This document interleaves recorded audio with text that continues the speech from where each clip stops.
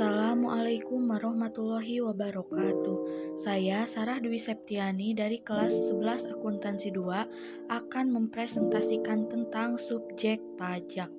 Pajak penghasilan atau PPH dikenakan subjek pajak karena penghasilan yang diterima atau diperoleh dalam tahun pajak.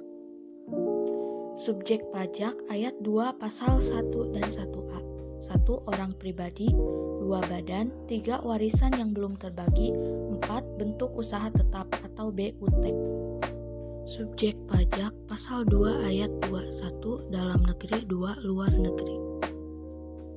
Subjek pajak dalam negeri pasal 2 ayat 3. Orang pribadi bertempat tinggal di Indonesia lebih dari 183 hari.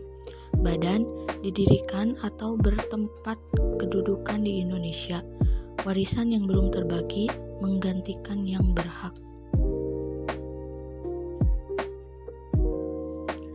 Subjek pajak luar negeri pasal 2 ayat 4. Orang pribadi yang tidak bertempat tinggal di Indonesia atau berada di Indonesia tidak lebih dari 183 hari dalam 12 bulan.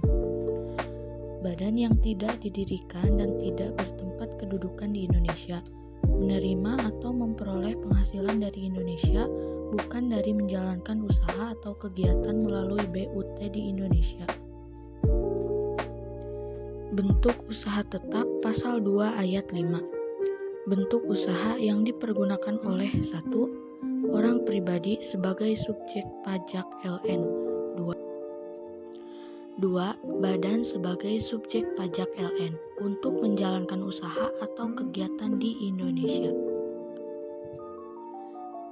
Kewajiban pajak subjektif pasal 2. Kewajiban pajak subjektif orang pribadi berada atau bertempat tinggal di Indonesia hanya meliputi sebagian dari tahun pajak. Tidak termasuk subjek pajak pasal 3. A. Kantor perwakilan negara asing. B.